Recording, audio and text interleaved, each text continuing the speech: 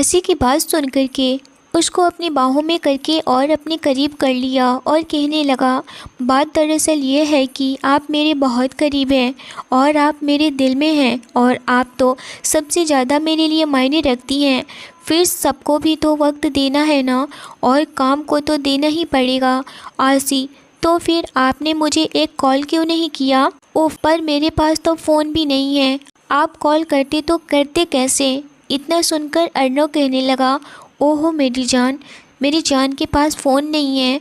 Okay, कोई बात नहीं है, मैं अभी फ़ोन आपको ला कर देता हूँ और जब भी आपका मन हो, मैं कहीं भी चला जाऊँ, मैं आपको ज़रूर फ़ोन करूँगा या फिर आप भी फ़ोन कर सकती हैं।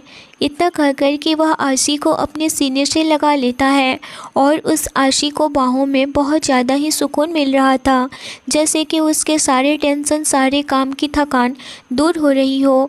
आशी भी बहुत ज़्यादा ही सुकून फील कर रही थी और वह दोनों अपने ही दुनिया में खो गए थे। इतने में ही अर्णव उसे और अपने बाहों में मजबूती से पकड़ने लगा। यह महसूस करके आशी की आंखें बड़ी हो गई थी, पर उसने न जाने क्यों अर्णव को अपने आप से दूर नहीं किया। अर्णव उसे नोटिस कर लिया था, यह महसूस करके कि वह उसे और भी अपने करीब कर लिया, जैसे उन दोनों की बॉडी एक हो गई हो। जैसे ही अर्णव आशी के ऊपर झुककर किस करने वाला होता है, तभी दरवाजे पर अजय नॉक करने लगा। जैसे ही दरवाज़ा नॉक हुआ, अर्णव और आशी पूरे हड़बड़ा गए थे। आशी फ़ौरन अर्णव से दूर होने लगी, पर अर्णव कहाँ से खुद से दूर करने वाला था उसे। वह जान चुका था कि अजय ही है। आशी खुद को संभालने लगी, पर अर्णव उसने अभी भी राशि की कमर को पकड़ रखा था। उसने आशी की आंखों में देखकर कहा, अब क्या हो गया? आशी कहने लगी, अजय जी उधर देखिए। सरोजनी जी और किशोर जी अजय से मिले। अजय बहुत दिनों के बाद सरोजनी जी और किशोर जी से मिला था, क्योंकि वह विदेश गया था। 1 साल बाद वह इंडिया वापस आया था। सरोजनी जी और किशोर जी अजय से मिलकर बहुत ज़्यादा ही खुश थे, क्योंकि अजय को भी अपने बेटे से कम नहीं मानते थे। क्योंकि अजय और अर्णव दोनों एक साथ ही बड़े हुए थे और दोस्त कम बल्कि भाई ज़्यादा थे। ज़्यादा देर होने के बाद सरोजनी जी कहने लगी, अजय बेटा ज़रा जाकर देखो ना, अर्णव और आशी अभी तक नहीं आए। वहीं अजय अर्णव को लेने आया था। इधर आशी, मुझे छोड़िए। इतना सुनकर अर्णव कुछ भी रिएक्ट नहीं करता है। जब आशी को कोई जवाब नहीं देते हुए देखा तो अर्णव उसकी होठों की तरफ अपने होठ के करीब लेकर जाने लगा और उसने उसके होठों के बीच अब बहुत ही कम दूरी बची थी। आशी ने अपने होठ पर अर्णव की सांस महसूस की तो वह अर्णव को देखने लगी। अर्णव की आंखों में शरारत साफ दिख रहा था। उसने जल्दी से अपनी गर्दन नाम में हिला दी और उसे फिर से दूर होने लगी। यह देखकर के अर्णव आशी को देखकर मुस्कुरा दिया और उसे छोड़ दिया, और अजय यह सब कुछ दूर से ही देख रहा था कि उन दोनों में कितना अच्छा बॉन्डिंग और प्यार है। अजय अर्णव से कहने लगा, क्या यार, जब देखो तब आशी भाभी को परेशान करते रहते हो, सुधरोगे कब? एक तो तुम्हें कोई भी लड़की पसंद नहीं आती थी और अब आशी जैसी इतनी अच्छी लड़की मिली है तो तुम्हें जब देखो तब अब आशी भाभी को तंग करती रहती हो। यह सुनकर के आशी कहने लगी, प्लीज़ अजय भाई, मुझे भाभी नहीं कहिए, क्या मैं आपको भाई बुला सकती हूँ? इतना सुनकर अजय आशी को बड़े ही ध्यान से देखने लगा, क्योंकि अजय की कोई भी बहन नहीं थी और आशी उसे भाई बोल दी। इस वजह से आशी के लिए उसकी नज़रों में प्यार और इज्जत बढ़ गया। अजय कहने लगा, अर्णव अब बहुत हुआ, मेरी बहन को अब तुम बिल्कुल भी तंग नहीं करोगे। और हाँ आशी मेरी स्वीट बहन, अगर कोई भी प्रॉब्लम हो तो आप मुझे आकर सारी बातें बताएंगी। अगर यह अर्णव का बच्चा अगर आपको तंग करे तो बिना देरी किए आप मुझे इन्फॉर्म करेंगी। आज से मैं आपका भाई हूँ और आप मेरी बहन। इतना सुनकर अर्णव कहने लगा, अरे वाह, तुमने तो अपना रंग ही बदल दिया, वक्त पड़ने पर दोस्त से ही अलग हो गए, तुम तो बहुत ही बड़े धोखेबाज हो। इतना कहकर वह अजय को प्यार से एक गुस्सा मारता है। अजय भी कहने लगा, तो क्या करूं, अब आशी जैसी मुझे स्वीट बहन मिल गई तो तुम्हें जलन हो रही है। इतना सुनकर अर्नव कहने लगा, नहीं यार, मैं क्यों जलूँगा, मुझे तो बहुत ज़्यादा ही खुशी हो रही है कि तुम जैसा आशी को भाई मिल गया। इससे तो बढ़कर खुशी की कोई बात हो ही नहीं सकती है, और मैं तो हमेशा आशी जी के चेहरे पर स्माइल ही देखना चाहूँगा। तभी मधु आती है और कहने लगी, क्या अजय भाई, आप भी आने के साथ ही यहाँ पर बातें करने लगे? नीचे सब लोग इंतज़ार कर रहे हैं। आप तो अर्नव भाई और आशी को बुलाने आए थे ना, पर आप भी इनके बातों में लग गए। अर्नव भाई तो सिर्फ अपने बातों में सबको उलझा लिया करते हैं और आप उलझ गए।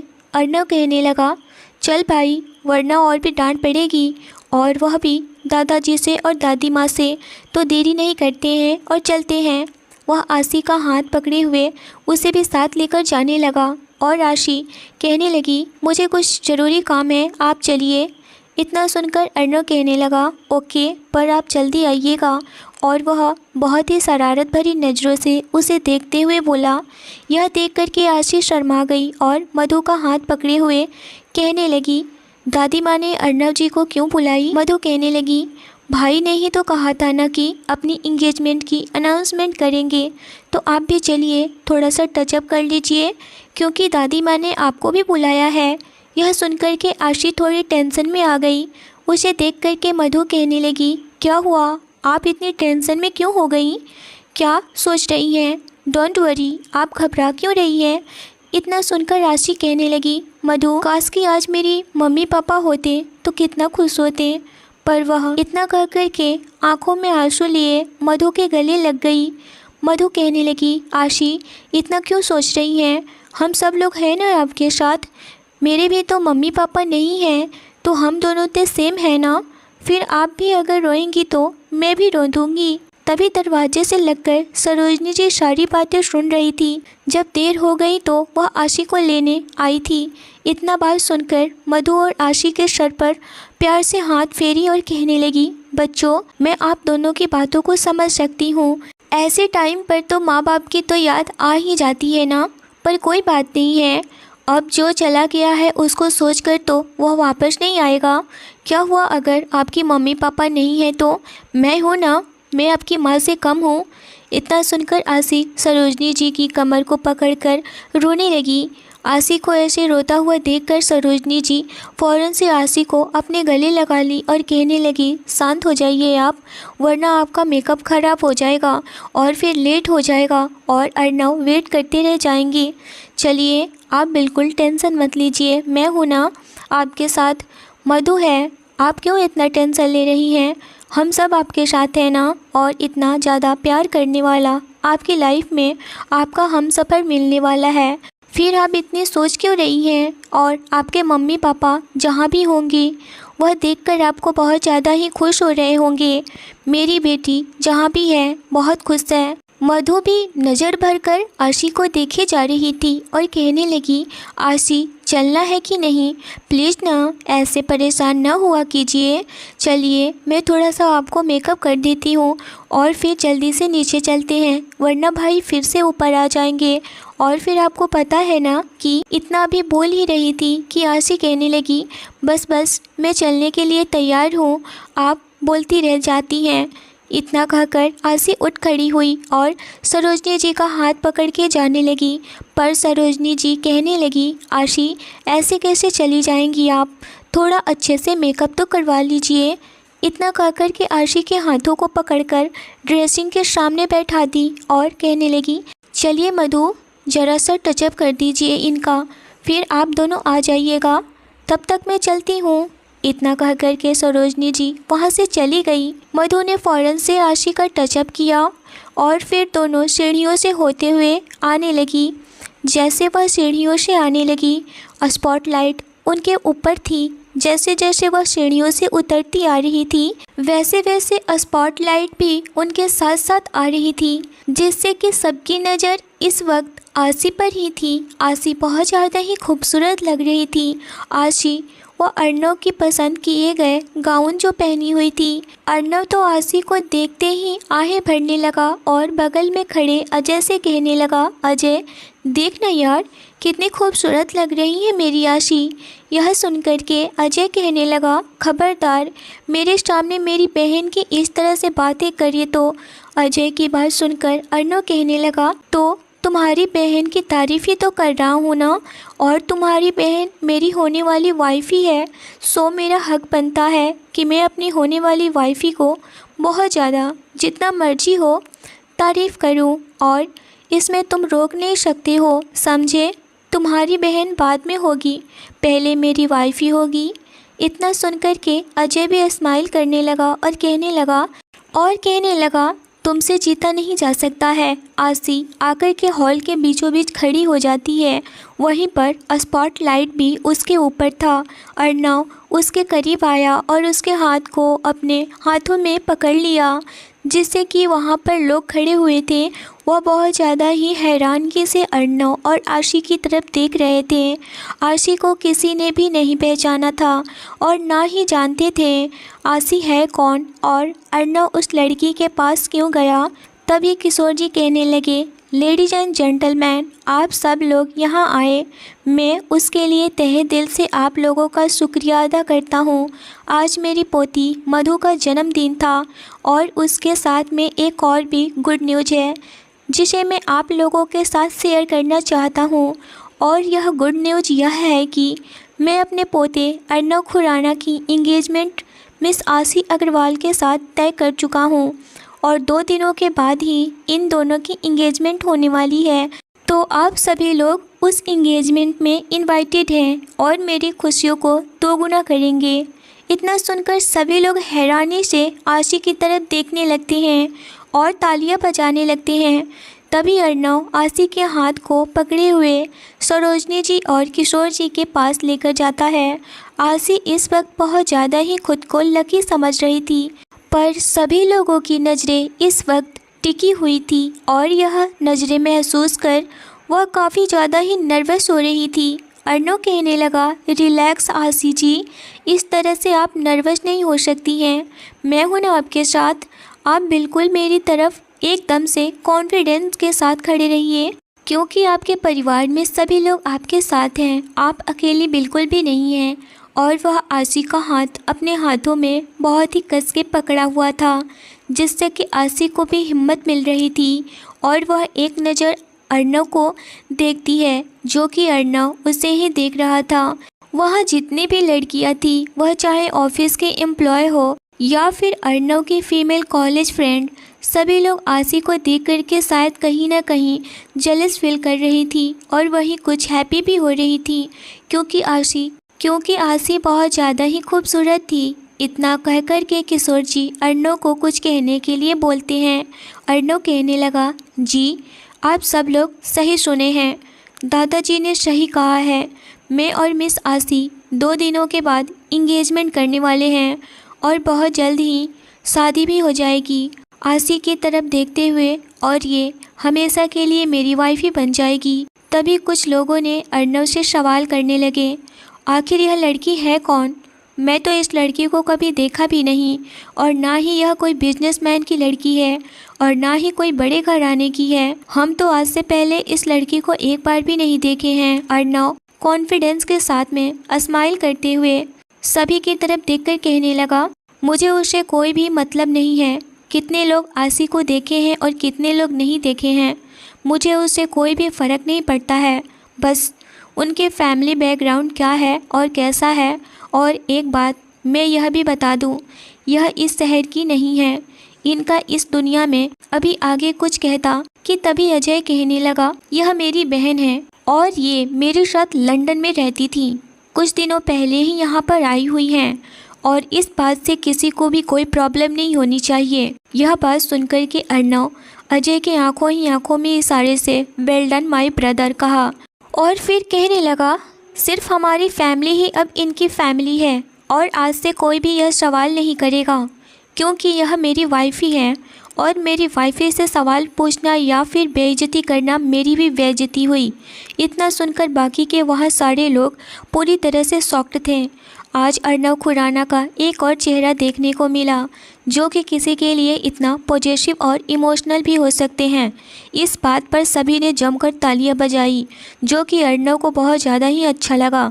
किशोर जी और सरोजनी जी यह बात सुनकर बहुत ज़्यादा खुश थे कि उनका पोता आज सबकी बोलती बंद कर दिया। आसी भी हैरान थी किस तरह से अर्नव सबके मुंह बंद करवा दिए, और अजय भी सबके सामने एग्री कर लिया कि वह उसकी बहन है। वह बहुत ज़्यादा ही इमोशनल हो रही थी। वह तो कभी नहीं सोची थी कि ऐसा भी कुछ हो सकता है, और आसी को बिल्कुल भी टेंशन लेने की ज़रूरत नहीं थी। वह बिल्कुल रिलैक्स हो गई थी। उधर एक एक करके सभी लोग पार्टी से जाने लगे क्योंकि पार्टी ख़त्म हो गई थी। सारे गेस्ट जा चुके थे। थोड़ी देर के बाद सब डिनर किए जिसमें कि अजय भी था। सरोजनी जी कहने लगी, वाह अजय बेटा, आपने तो आज कमाल ही कर दिया, और आसी आपकी कब से बहन हो गई? अजय यह सुनकर के कहने लगा, दादी माँ, जब मैं यहाँ आया ना और मैं आसी से बात किया तब से ही आसी मेरी बहन हो गई और मैं आसी जी का भाई हो गया। इतना सुनकर के अर्नव अजय को गले लगा लिया और कहने लगा, वाह भाई, तूने तो आज कमाल कर दिया, और प्यार से उसके पीठ को थपथपाने लगा। आसी भी उसे थैंक यू कहने लगी। अजय कहने लगा, मेरी प्यारी बहन, अब मैं तुम्हारा भाई हूँ, और भाई को थैंक यू नहीं बोलते हैं, लड़ाई करते हैं और लड़ाई करके अपना हक मांगते हैं, ओके। इतना सुनकर आशी बहुत ज़्यादा ही इमोशनल हो गई। उसकी आंखों में आंसू झलक आए थे। यह देख कर के अजय कहने लगा, आप रो रही हैं? मेरे होते हुए आपकी आंखों में किसने हक दिया है रोने को? और उसके हाथ को पकड़ के कहने लगा, आप बिल्कुल फ़िक्र नहीं करिए, मैं हूँ ना आपके साथ, और आपका पूरा परिवार है, आप अकेले थोड़ी हैं। इतना सुनकर आसी अजय के गले लग गई। अजय भी आसी को बहुत ज़्यादा ही मान दे रहा था, बिल्कुल अपनी बहन की तरह। सभी ने डिनर किया और अजय घर चला गया। सब लोगों ने अजय को रोक रहे थे, पर अजय कहने लगा, नहीं, मुझे जाना होगा क्योंकि मैं एयरपोर्ट से सीधा यहीं आ गया। मैं मॉम डैड से मिला भी नहीं, मुझे अब चलना चाहिए। मॉम डैड भी मुझसे मिलने के लिए बेचैन हो रहे हैं। सरोजनी जी कहने लगी, ओके बेटा, ध्यान से जाइएगा और पहुंचकर हमें कॉल ज़रूर करिएगा। अर्नव अजय को बाहर तक छोड़ने गया था और फिर काफ़ी रात हो गई थी। सब लोग अपने अपने कमरे में चले गए। सब थक गए थे, इसीलिए जल्द ही नींद के आगोश में चले गए। रात के दूसरे पहर में कोई आसी के कमरे में आया और उसे चैन से सोते देख करके थोड़ी देर के बाद चला गया। अगली सुबह आशी सुबह उठकर देखती है तो 9 बज रहे थे। आशी, मैं इतनी लेट तक कैसे सो सकती हूँ यार? अच्छा हुआ आज संडे है। फिर वह बेड से उठकर वॉशरूम में चली गई। थोड़ी देर के बाद वह रेडी होकर के रूम में आई। आज उसने मरून कलर के टॉप और ब्लैक स्कर्ट पहनी हुई थी। वह मिरर के सामने आकर बालों का बन बनाई और आंखों में काजल और लिप पर पिंक लिप बाम लगाई, और एक बार खुद को मिरर में देख करके नीचे गई। सीढ़ियों से नीचे आई तो किशोर जी, सरोजनी जी और मधु हॉल में सोफे पर बैठकर बात कर रहे थे। उसने चारों तरफ नज़र घुमाई तो अर्नव कहीं नहीं दिखा। उसने राहत की सांस ली। आशी खुद से कहने लगी, ओहो, यह कहाँ है बरखुरदार? लगता है अभी तक सो रहे हैं। काम ही इतना होता है कि वह थक जाते हैं। मुझे उनके कमरे में जाकर पहले देखना चाहिए था, लेकिन गलती हो गई कि मैं इधर आ गई। पर अब तो मैं चाहकर भी नहीं जा सकती। फिर वह अपने चेहरे पर मुस्कुराहट लाकर कहने लगी, दादी माँ गुड मॉर्निंग, दादाजी गुड मॉर्निंग। मधु को भी गुड मॉर्निंग बोली और उसके पास आकर बैठ गई। आज संडे था तो सब लोग आराम से बैठे थे। मधु, आशी आप आ गई? आशी, हाँ, फिर आज का क्या प्लान है? मधु खुश होकर के, आप बताओ? आशी सोचते हुए, आज हम घर पर ही टाइम स्पेंड करते हैं ना? मधु खुश होकर, गुड आइडिया, मेरा भी बाहर जाने का मन नहीं है। फिर एक्साइटेड होकर के, आज हम दादी माँ और दादाजी के साथ टाइम स्पेंड करते हैं। और दोनों गले लग गईं। सरोजनी जी हंसते हुए कहने लगी, चलिए अब बस करिए, पहले चलकर नाश्ता करिए, फिर बात करेंगे। सब आकर के नाश्ता के लिए डाइनिंग एरिया में आकर अपनी अपनी जगह पर बैठ गए। सामने अपना अपना नाश्ता सर्व करके खाने वाले थे। तभी अर्नव अपनी जगह पर बैठकर सबको विश किया और अपना नाश्ता करने लगा। बाकी सबने भी जवाब देकर नाश्ता करने लगे सिवाय आशी के। वह तो हैरान होकर के अर्नव को ही देखे जा रही थी, क्योंकि वह अजय के सामने आशी के साथ जो हरकतें किया था कि आशी बहुत ज़्यादा ही एम्बैरेसिंग फील कर रही थी। यह सब कुछ सोचकर आशी अर्नव से गुस्सा थी। थोड़ी सी तो शर्म करना चाहिए था ना उन्हें, पर नहीं, वह तो सबके सामने ही मुझे वहीं पर किस भी कर लेंगे। गले लगाने तक तो ठीक था, पर अब तो अजय भाई हैं मेरे और उनके सामने अर्नव, यह सोच करके गुस्सा कर रही थी। उधर रात को ही पार्टी ख़त्म होने के बाद अजय सबके साथ डिनर करके चला गया था, पर आशी से वादा करके गया था कि वो हमेशा आशी से मिलने आया करेगा, क्योंकि वह उसने बहन जो मान लिया था। पर अर्नव तो पूरी तरह से हैरान था कि आशी उसे क्यों घूरे जा रही है। आशी उसने सोचा था कि अर्नव ऑफिस चला गया होगा, क्योंकि वह तो वीकेंड पर भी ऑफिस जाता था। और उन्होंने जब आशी को अपनी तरफ घूरते हुए देखा तो उसने सबके तरफ देखा, सब नाश्ता करने में बिजी थे। उसने आशी को देख करके अपनी एक आंख ब्लिंक कर दिया और नाश्ता करने लगा। अर्नव के आंख ब्लिंक करने पर आशी होश में आई और हैरान हो गई। उसके गाल शर्म से लाल हो गया। उसने नीचे सिर करके नाश्ता करने लगी। उसने पूरे समय में एक बार भी सर उठा करके अर्नव को तो क्या, किसी को भी नहीं देखा। सबने नाश्ता करके हॉल में आ गए। किशोर जी और अर्नव सोफे पर बैठकर बातें करने लगे थे। आशी सरोजनी जी और मधु के साथ में एक सोफे पर बैठी थी। किशोर जी मजाक करते हुए कहने लगे, क्या बात है बरखुरदार, आज घर पर कैसे? अर्नव बिना किसी भाव के, बस ऐसे ही दादाजी, कुछ काम था, और आशी की ओर देखने लगा। आशी भी उसे ही देख रही थी। दोनों एक दूसरे को ही देखे जा रहे थे। सब लोगों ने मिलकर के बहुत सारी बातें की। किशोर जी अर्नव से बस ऑफिस के बारे में बात कर रहे थे। तभी आशी को अचानक से हिचकियाँ आने लगी और वह बहुत ज़्यादा ही हिचकियाँ लिए जा रही थी। यह देख कर के सरोजनी जी कहने लगी, आशी बेटा, मैं अभी पानी मंगवाती हूँ, आप जल्दी से पानी पी लीजिए। इस तरह से आप कब तक हिचकियाँ लेती रहेंगी? आशी भी कहने लगी, कोई बात नहीं है दादी माँ, मैं खुद ही किचन में जा कर के पानी पी लूँगी। इतना कह कर के आशी किचन की तरफ जाने लगी। अर्नव के दिल में एक टीस सी उठी, ये देखकर कि उसे ही जाते हुए देख रहा था। आशी भी गुस्से में थी और वह भी कहने लगी, मुझे भी बात नहीं करनी है आपसे, आप भी बात मत करिए, मुझे देखते हैं कब तक कि आप मुझसे बात नहीं करते हैं। फिर वह अपने आप को समझाते हुए कहने लगी, ठीक है, कोई बात नहीं है, आपको मुझसे बात नहीं करनी है तो कोई बात नहीं, मत करिए, मैं भी नहीं करने वाली हूँ। और वह इतना कहकर वह किचन में गई और पानी पी ली और जाने के लिए मुड़ने ही वाली थी कि आशी को अपने कमर पर किसी का हाथ महसूस हुआ तो वह डर गई। वह उसकी पकड़ से छूटने के लिए कसमसाने लगी।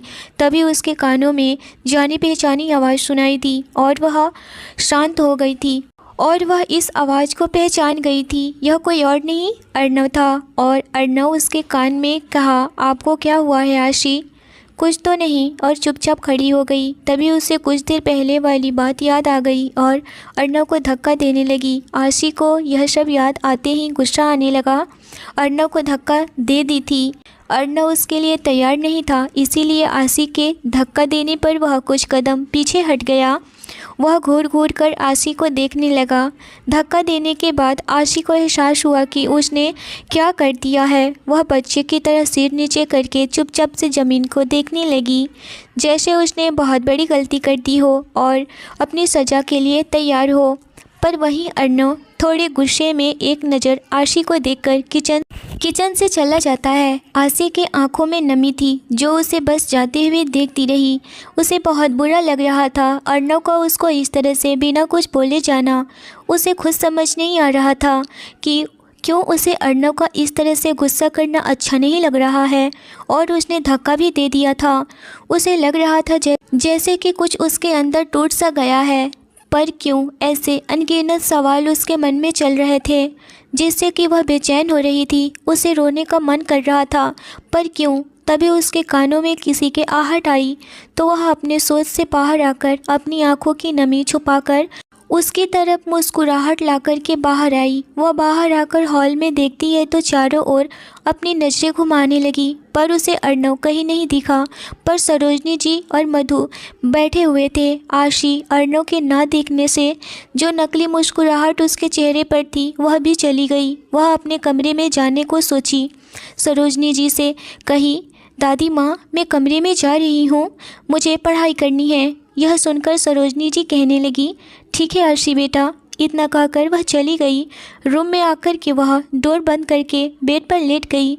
उसकी आंखों के सामने अर्णव से मिलने से लेकर अब तक का सारा सीन दिखने लगा और वह याद करने लगी कैसे अर्णव के होते हुए कभी उसकी वजह से अपने आप को अकेले फील नहीं की। उसके करीब आने से उसे सुकून मिलता था। यह सब एहसास महसूस कर रही थी जैसे यह सब उसके साथ अभी हो रहा हो।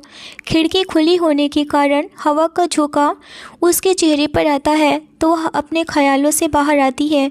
उसे महसूस होता है कि यह सब सिर्फ यादें हैं। अभी तो अर्णव, वह भी उससे गुस्सा है और वह भी अर्णव से गुस्सा है। याद आते ही वह फुट फुट कर रोने लगी।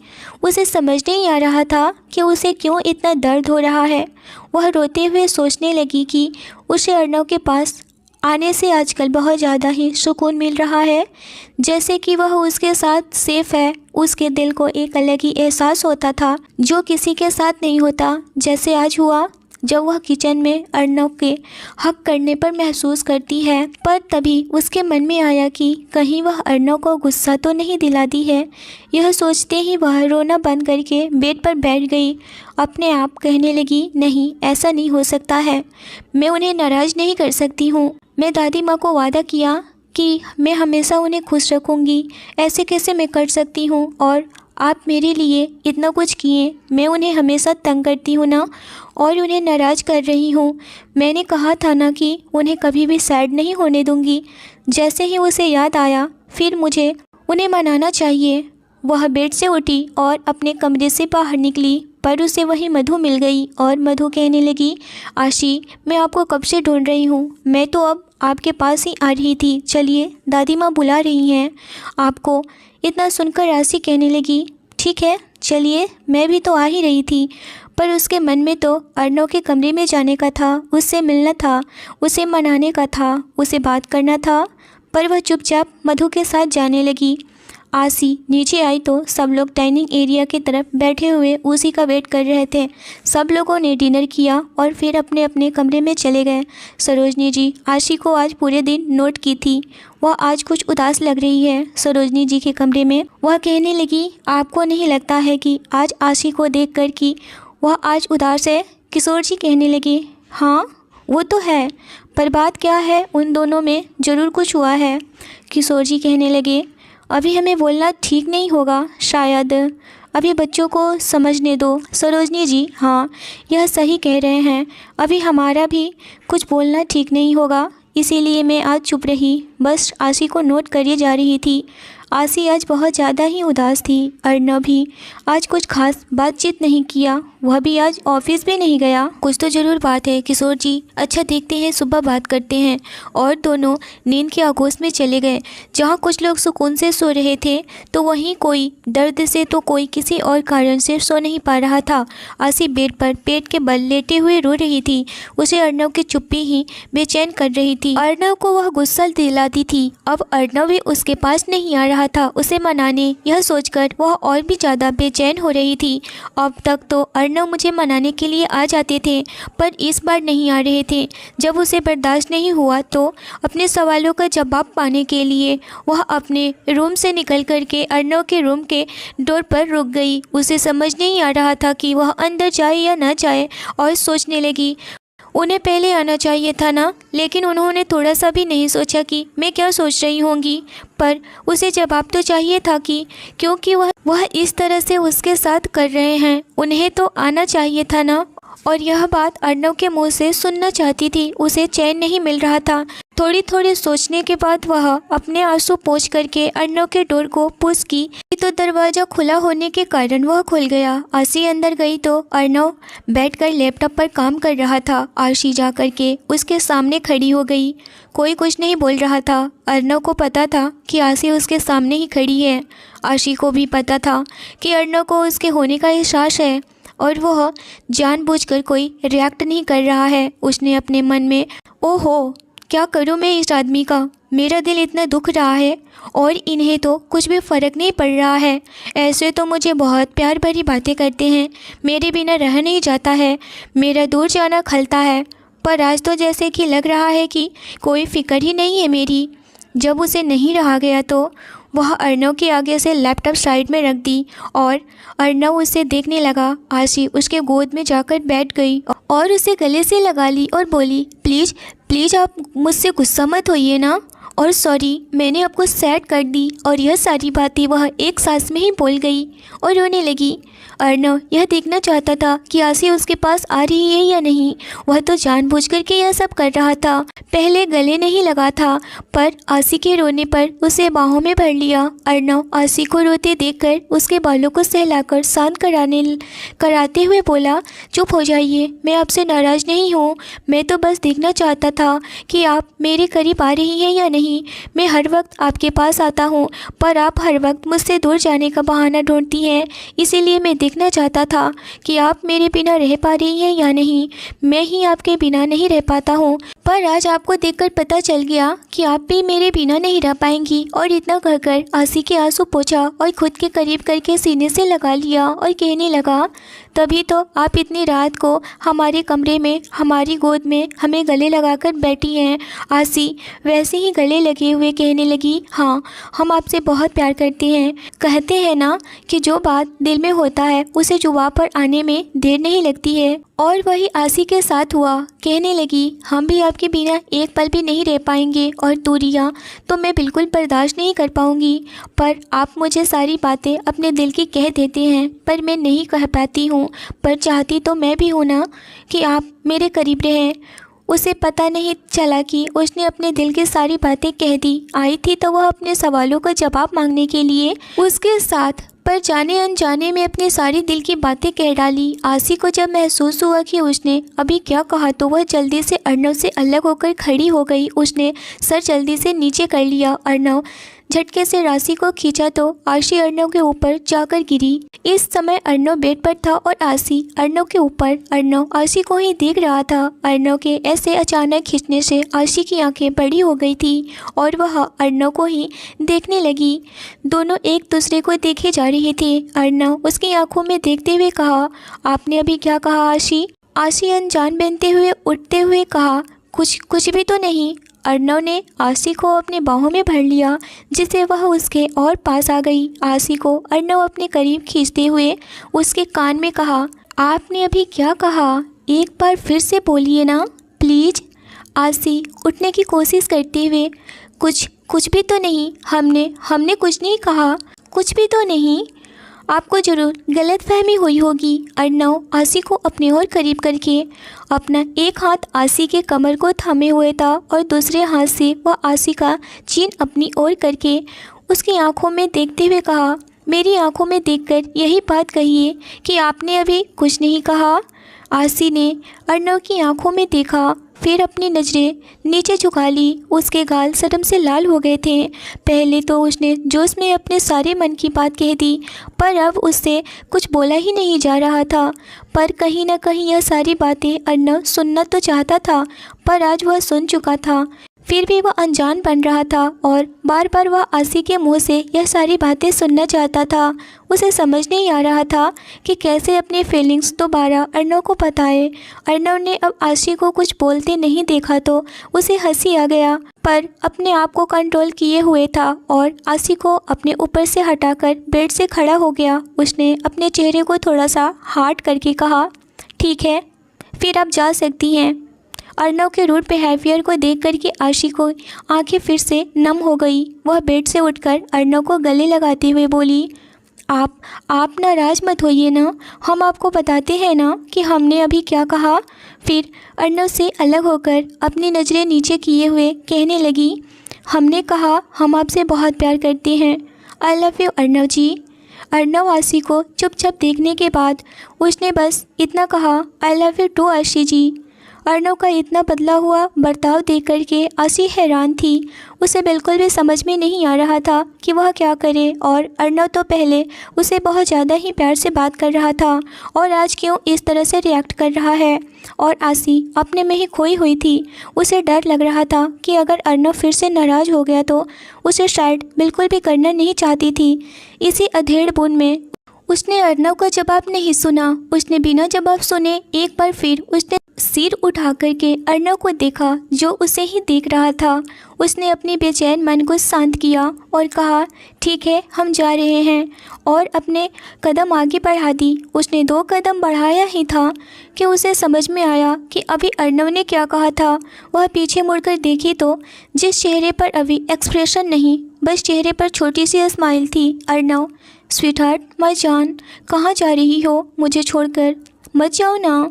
इतना सुनकर आशी 2 कदम आगे बढ़ाई हुई कदम पीछे कर ली। अर्नव का जवाब सुनकर वापस अर्नव की ओर अपनी कदम बढ़ा दी और उसने उसे कसकर अर्नव को गले लगा ली और अर्नव ने भी उसे बाहों में भर लिया। दोनों एक दूसरे को गले लगाए हुए एक दूसरे को महसूस कर रहे थे।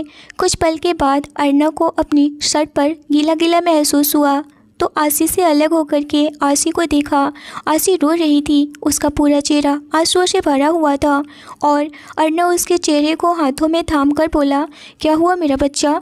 आशी, आप क्यों रो रही हो? यह बोलते हुए अर्नव के चेहरे पर परेशानी साफ झलक रही थी। उसने दोबारा से आशी से पूछा, क्या हुआ है जान? आशी ने सुबकते हुए कहा, कुछ नहीं, मुझे नहीं लगा था कि आप मुझे इतना प्यार करती हैं, इसीलिए आप रो रही हो। अर्नव ने बात पूरी करते हुए कहा। आशी ने जवाब में अपनी आंसुओं से भरी पलकें झपका दी। अर्नव कहने लगा, आप सच में पागल हो, और यह कहकर उसे गले से लगा लिया। आगे का एपिसोड और भी रोमांटिक होने वाली है, तो चैनल पर जरूर बने रहे। आज के लिए इतना ही। आगे की स्टोरी नेक्स्ट एपिसोड में आएगा। स्टोरी अच्छी लगी हो तो लाइक और सब्सक्राइब जरूर करें। वीडियो अच्छी लगी हो तो शेयर जरूर करें। Thanks for watching.